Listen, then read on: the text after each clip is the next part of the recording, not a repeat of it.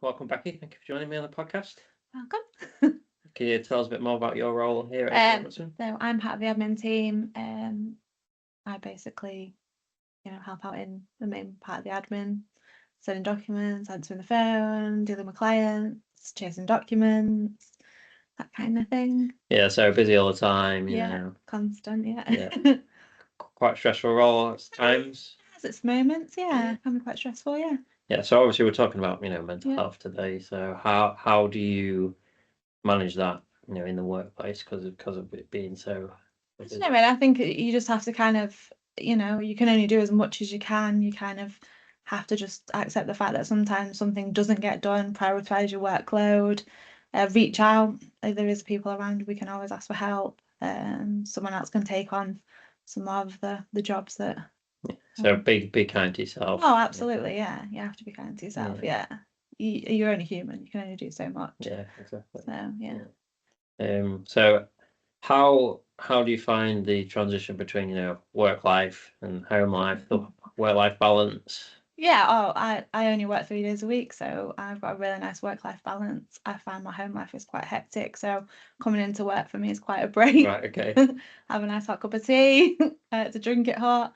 Yeah, and obviously I've got kids at home. It's quite hectic, so So home life is more stressful than work life. work life, definitely, yeah. Is there any sort of things you do to help you switch off, relax? Yeah, so I like Pilates. I'll go to the gym probably three times a week.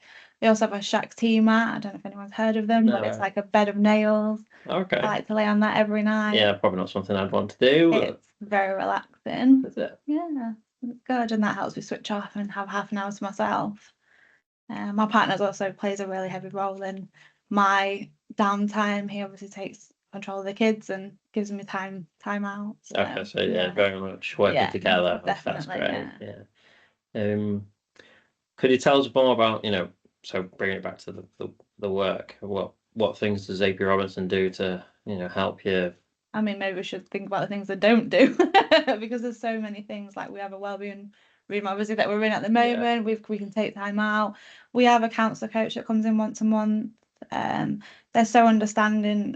Myself, I struggle with quite bad anxiety, and they're very supportive. Nothing's ever.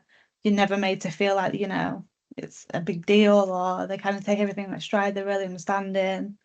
Yeah, they're really supportive. That's great. Yeah.